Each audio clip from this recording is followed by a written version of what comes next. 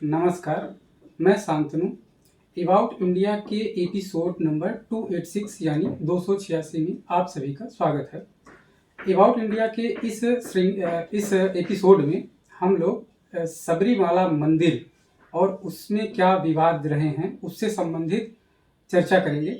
और इस चर्चा में हमारे साथ जुड़े हुए हैं भारतीय समाज और भारतीय संस्कृति व परंपराओं के विशेषज्ञता रखने वाले श्री अनिल केसरी सर। श्री अनिल केसरी सर से हम ये जानना चाहेंगे कि सर ये जो मंदिर है, ये मंदिर कहाँ है और इस मंदिर का संबंध जो है वो किस भगवान से है। अगर हम जानना चाहें, हमारे दर्शक अगर जानना चाहें तो इस पे थोड़ा सा आप प्रकाश डालेंगे। हाँ, बहुत बिल्कुल जानना चाहिए। दरअसल अगर देखा जाए केरल जो राज्य है जी। तो इस केरल राज्य में एक पथनमथिट्टा नामक जिला है। तो आपने नाम सुना होगा पेरियार प्रोजेक्ट टाइगर का। पेरियार प्रोजेक्ट टाइगर के पास ही ये पथनमथिट्टा जो है वह जिला है। और उस जिले के पास एक सबरीमाला हिल्स है। तो सबरीमाला हिल्स पर स्थित होने के कारण, सबरीमाला पहाड़ी पर स्थित होने के कारण ही इस मंदिर का नाम सबरीमाला मंदिर है। और ये मंदिर भगवान अयप्पा को समर्पित है।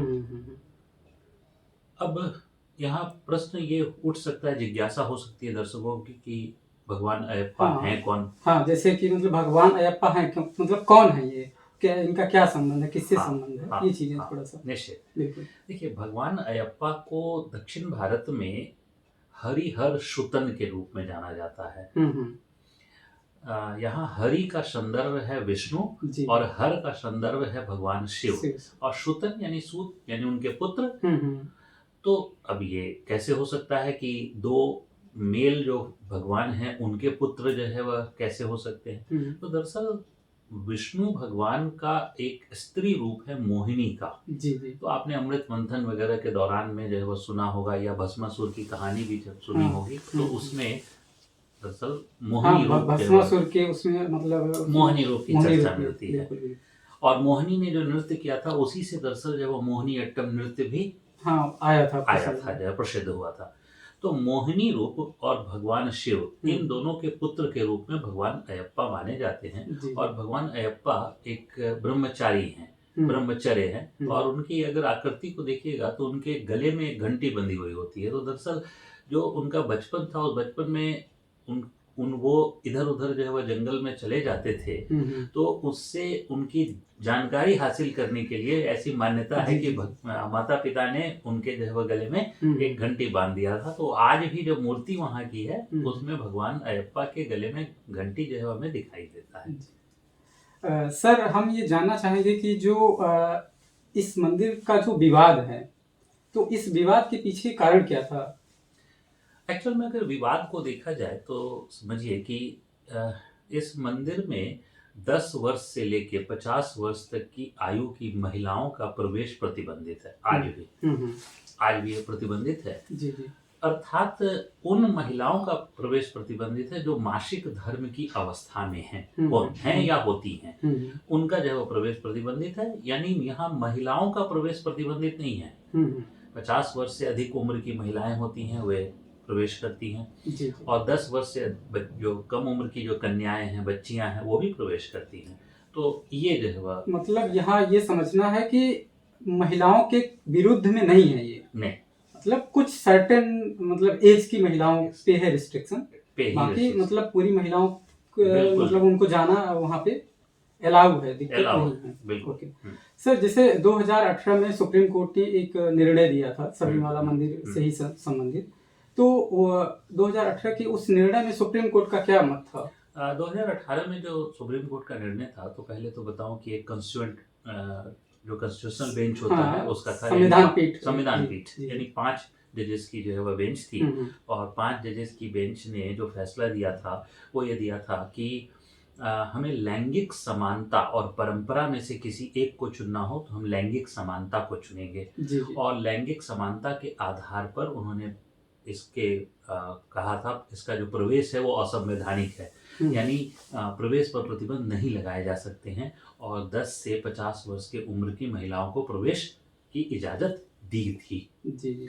तो ये सुप्रीम कोर्ट का निर्णय था, लेकिन उसमें 4-1 का जो है वह निर्णय था, बहुमत का निर्णय था। लेकिन एक जजेस ने इसलिए जो है वह केवल विरोध किया था कि हमें परंपराओं में दखल नहीं देना चाहिए और धार्मिक आस्था में जो है वह दखल नहीं देना चाहिए।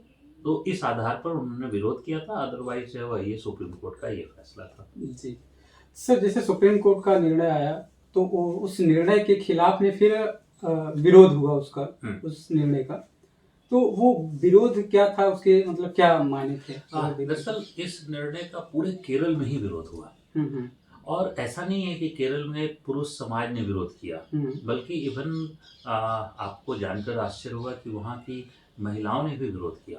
और ये केरल की परंपरा है। केरल में बहुत सारे मंदिर ऐसे हैं जहाँ पुरुषों का प्रवेश प्रतिबंधित है। मतलब केरल में ऐसे भी मंदिर हैं जहाँ पुरुष प्रवेश नहीं कर सकते हैं। ओके। ठीक है, और ऐसा केवल केरल में नहीं, अगर जो है वो आप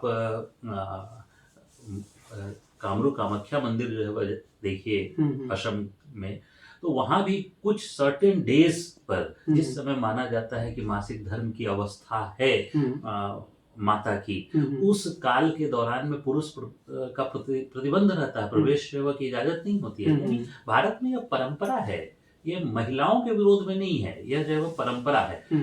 तो इसी के संदर्भ में केरल में महिलाओं ने भी और पुरुषों ने भी विरोध किया कि नहीं, ये हमारी परंपरा में दखल देने की जरूरत नहीं है, और विरोध का स्वर थोड़ा ज्यादा था। इस वजह से सुप्रीम कोर्ट ने जो है क्या किया कि फिर 7 जजेस की एक फिर से जो है वह संवैधानिक पीठ बिठा दी, ठीक है, कॉन्स्टिट्यूशनल बेंच बिठा दिया। लेकिन अभी तक उसकी सुनवाई प्रारंभ नहीं हो सकी है, तो अंतिम फैसला आना बाकी है अभी सुप्रीम कोर्ट। मतलब अभी हम फाइनल क्या होगा इस पे नहीं पहुंचे हैं, नहीं पहुंच पाए। विरोध के बाद सुप्रीम कोर्ट ने एक नई बेंच गठित करी, तो इसका मतलब है कि जो उनका पुराना फैसला है वो अभी स्थगित हो गया, ओके, लागू नहीं है वो।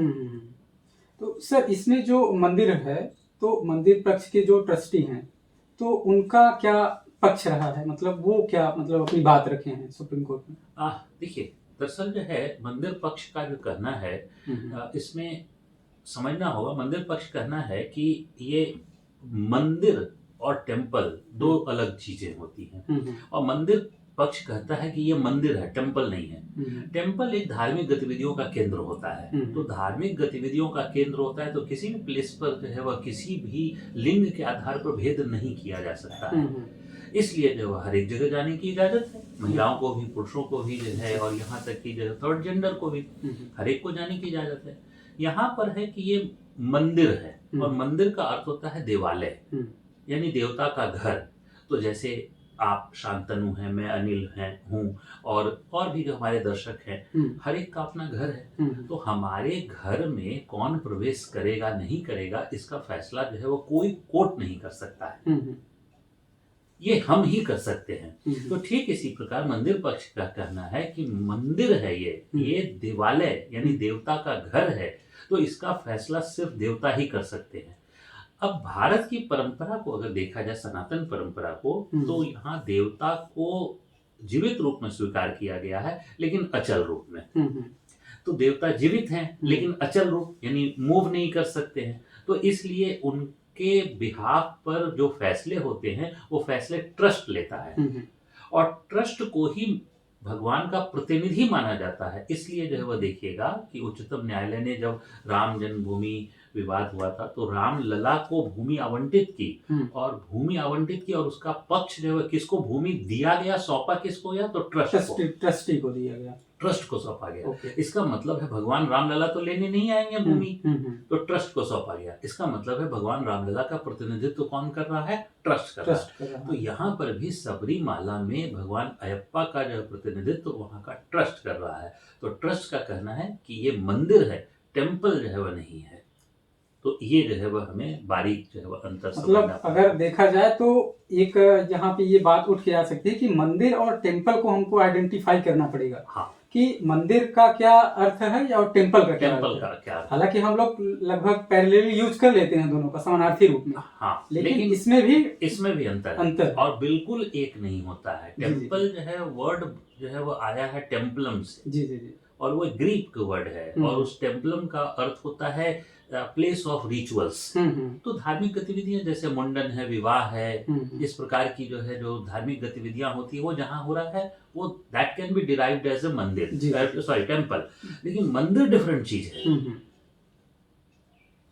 मंदिर सिर्फ देवालय है, यानी वह देवता का घर है। इसलिए आप जब भी भगवान शिव के मंदिर में जो है जाते हैं तो आप कहते हैं कि हम शिवालय गए थे। जी, मतलब मंदिर अगर हम देखेंगे तो भगवान का घर, भगवान। बाकी अगर हम टेम्पल की बात करते हैं तो टेम्पल एक सांस्कृतिक कार्यक्रम से संबंधित ले सकते हैं, मतलब वो थोड़ा ज्यादा ब्रॉड है, ज्यादा ब्रॉड। और मंदिर को हम थोड़ा सा संक्षिप्त करेंगे भगवान, एक गर्भगृह से, एकदम बिल्कुल गर्भगृह से जो है वह जुड़ा हुआ। मंदिर का मतलब गर्भगृह। सर इसमें फिर आगे क्या होना चाहिए, आपका क्या मत है अगर हम जानना चाहें? देखिए, निश्चित तौर पर देखिए परंपरा को कभी भी दरकिनार नहीं किया जा सकता है, लेकिन हमें लैंगिक समानता का भी उतना ही ध्यान रखना है कि हम ये समाज में मैसेज नहीं दें कि हम लैंगिक रूप से भेद करते हैं।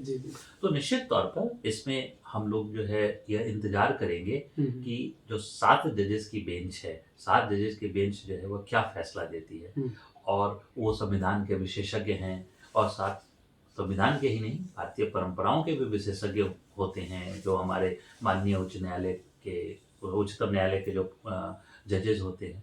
तो वो जो फैसला देंगे उसको हम लोगों को बिल्कुल तहे दिल से स्वीकार करना चाहिए, और वही इसी से संविधान की जीत जो है वह होगी, और यही हम लोग को भी स्वीकार करना चाहिए। जी, तो दोस्तों, हमने सर से सबरीमाला मंदिर के बारे में बहुत सारी हमने जानकारी ली, मतलब मंदिर का क्या पक्ष है ये चीज़ें जाना, सुप्रीम कोर्ट ने क्या कहा ये चीज़ें जाना, बाकी आगे अभी क्या हो सकता है, क्या संभावनाएं हैं, इन सब पर हमने सर से बातें की, थोड़ा हमको आइडिया लगा और ये चीज़ें हमने आपको दिया।